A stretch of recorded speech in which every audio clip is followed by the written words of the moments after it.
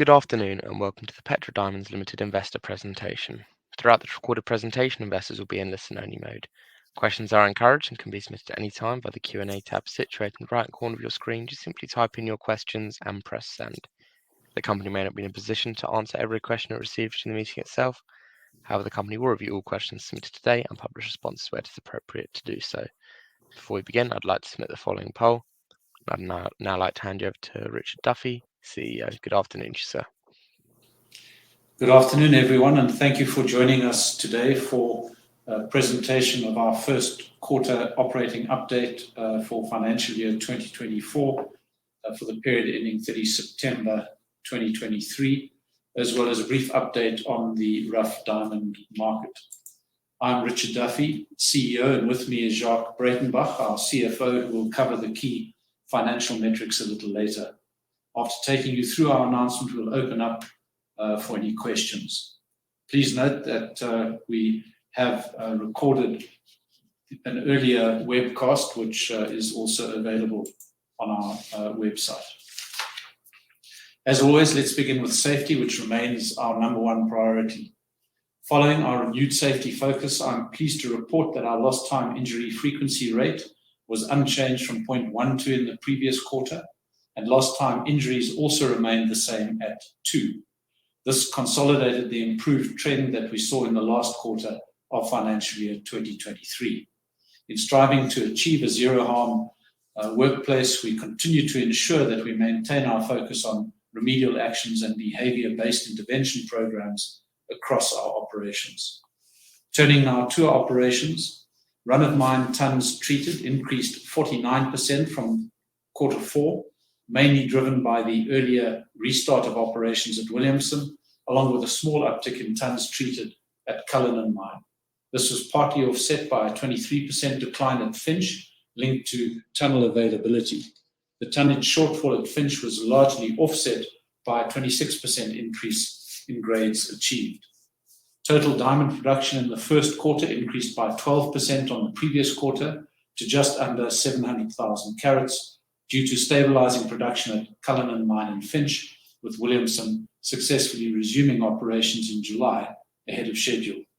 With remediation steps now taking effect at both our underground mines, diamond production has reverted to planned levels, although ongoing volatility is to be expected at Finsch over the next few quarters as the upper block 5 sub-level cave matures. As a result, we are reiterating our guidance for between 2.9 to 3.2 million carats in the current financial year. Turning now to the market, the rough diamond market continues to see subdued demand. This is attributed to high levels of polished inventory on the back of lower demand for diamond jewelry, driven by global economic and geopolitical events and uncertainties exacerbated by the slower recovery in China.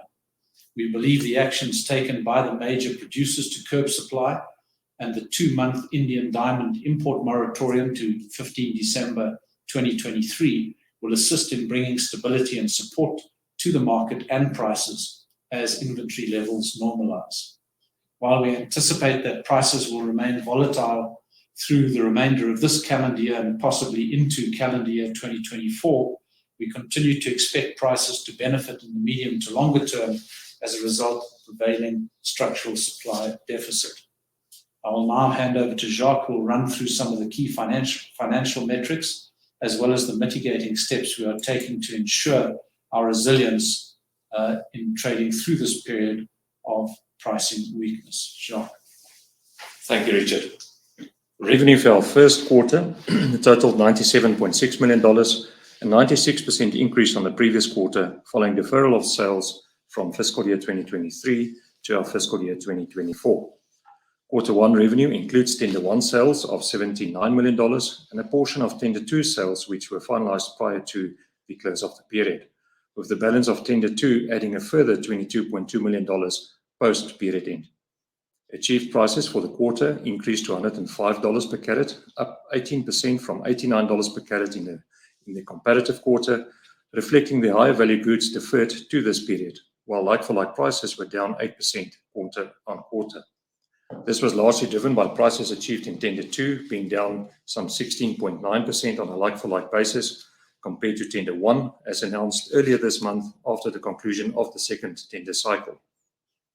In terms of our balance sheet, gross debt increased to $295 million at the end of September, up from $247 million at 30 June, largely reflecting a $45 million drawdown on the company's revolving credit facility.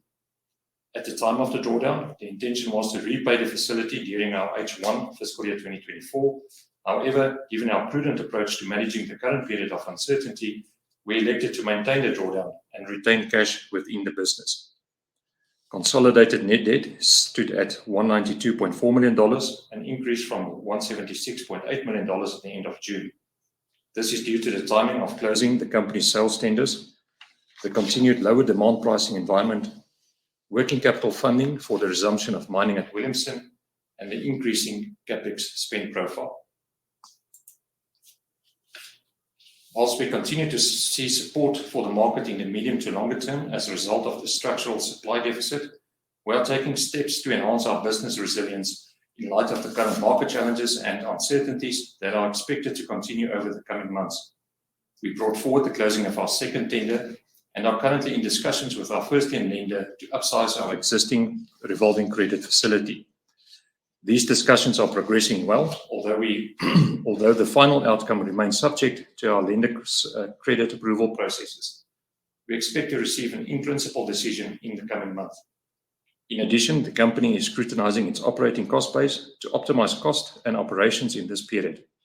We are also actively increasing our foreign currency hedging program, which gives us the flexibility to hedge up to 50% of expected 12-month revenues as a means of locking in weaker rand compared to our base case forecasts.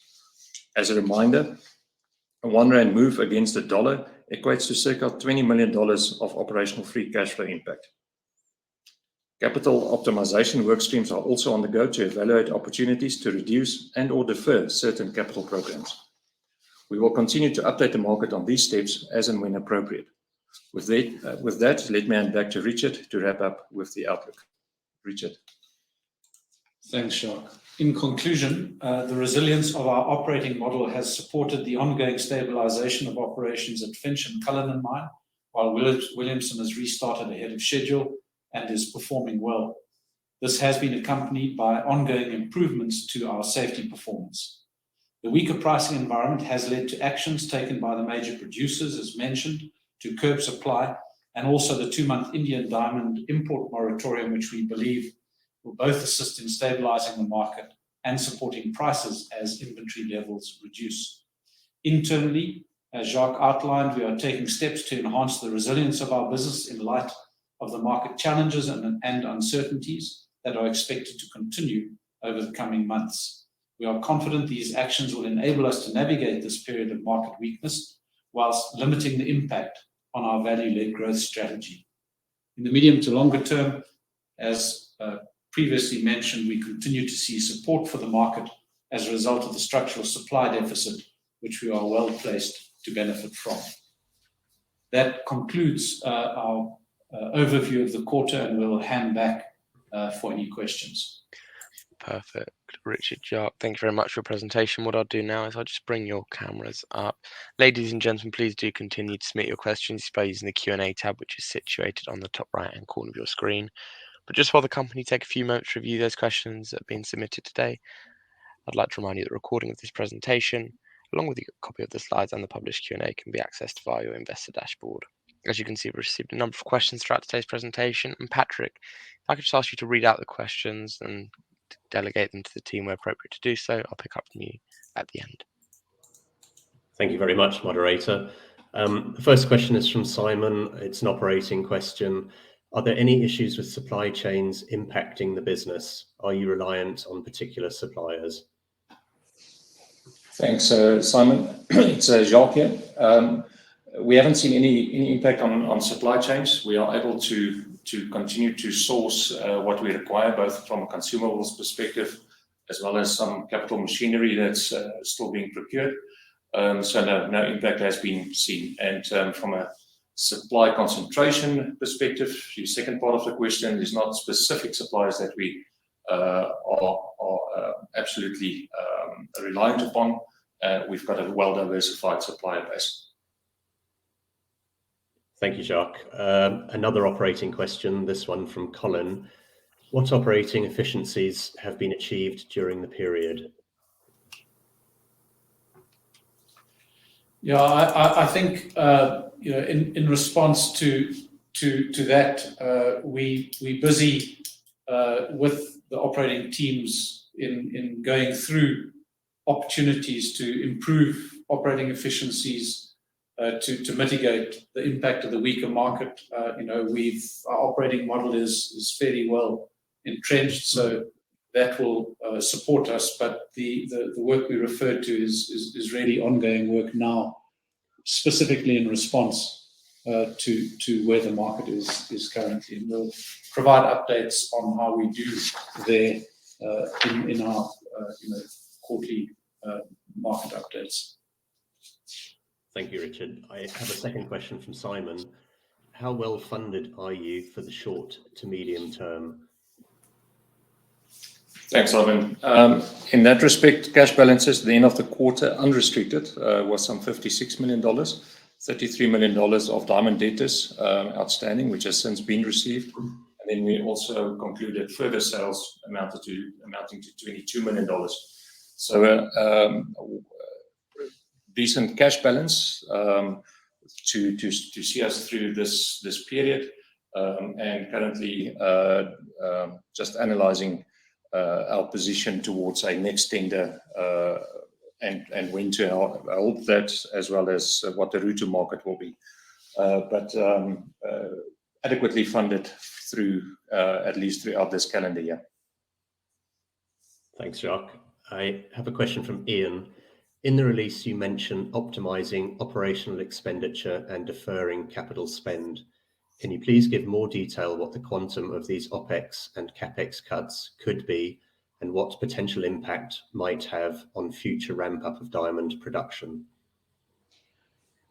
Thanks, Ian. It's Richard.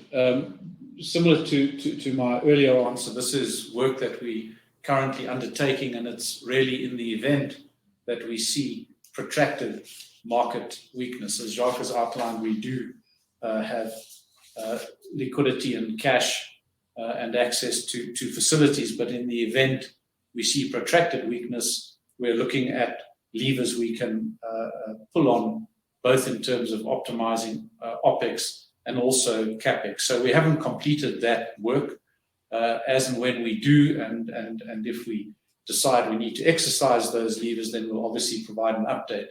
But perhaps just to give you a sense, we do have, or we did provide details around our total capital spend in Q1, which amounted to some $30 million, 10 stay in business and 20 expansionary or life extension, which means that in terms of our guidance, there's $120 to $140 million of CAPEX for the remainder of the year.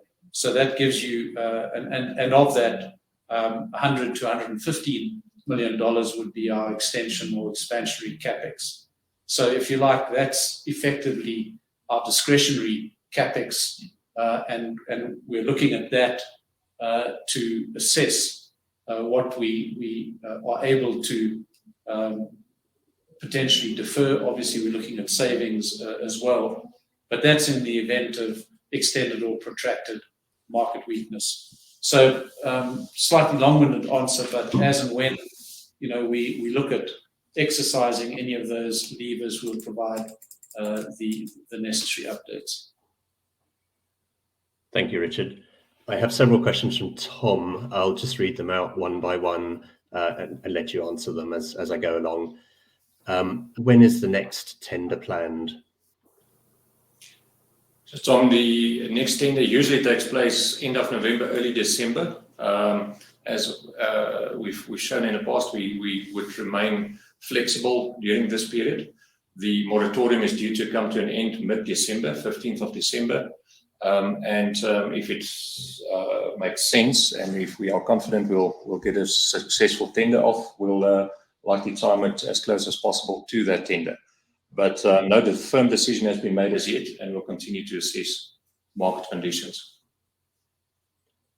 Thank you. I think his second question's been answered already. His third question, our second quarter free cash flow, how do we see that sort of broken down, I assume, by operation? Yeah, I think short answer there would be the work that we're currently busy with. We'll need to complete that to see what levers we pull around CapEx, OpEx savings, etc. And we'll have better sight in due course. So difficult to say at this point. This quarter tends to be in a normal environment, which we're definitely not in the moment, tends to be a reasonably positive quarter with diamond inventories being unwound. But we'll just have to remain flexible on that space. Thank you, Jacques. And his last question, have we looked at the potential returns we could get by buying back our bonds at the current discount versus investing it in our CapEx program? I think a couple of things in terms of investing in capital programs. That work's ongoing, and we'll assess the returns on those. Will also be assessed once we understand what the likely profile is going to be after certain decisions is made. So not a clear answer on that at this point in time. Buying back bonds, at this point in time, we'll favor keeping the cash in the business from a liquidity perspective, make sure that we service the bonds, pay coupons, etc., than aggressively buying back bonds. We have last year laid down some $145 million to buy back bonds. I don't see it as an immediate priority for us at this point in time. And maybe just to add on the projects, the current market we're experiencing, we certainly still see as being temporary. So what is uncertain is how long that weakness continues for. But we certainly expect to see prices pick up, going into the next calendar year, and we'll just need to get some pricing points to see what that looks like. So we're not talking about a structural change, at least not in our view in terms of the market. And these projects, capital projects, run for a number of years. So just worth bearing in mind that the big projects at Cullinan and mine and Finch were both generated returns well in excess of 30%. And we're talking about depressed prices for a relatively short period of time. So those projects will continue to show strong returns, notwithstanding this relatively short-term disruption to the market as a result of excess inventory through the pipeline. Thank you, Richard. Question from Paul. Will Finch's performance remain volatile quarter on quarter for the remainder of fiscal year 2024? Hi, Paul. It's Richard. What we just indicating is that at Finch we are coming to the end of the Block 5 3-level sub-level cave. So obviously there is more volatility, if you like, around the mining as a result of that. So what we're doing is really focusing on managing the value. So although we were down on tons, we were able to manage grade to stay ahead of plan. So we'll continue to do the same in terms of balancing tons and managing grade. But all we flagged is that given that it's near end of life in terms of a sub-level cave, there is a little bit of volatility, and it's less predictable than a sort of steady state sub-level cave. So that's all we're indicating. Thank you, Richard. Some follow-up questions from Tom. What is the current cash balance? Yeah, the cash balance is, I think I've answered that in the previous one, as at the end of September, further bolstered by receipts post-period end. But we haven't disclosed an up-to-date cash balance, but I can confirm it's been bolstered by those receipts of the diamond debtors post-period end. Thanks, Jacques. And a final question from Tom.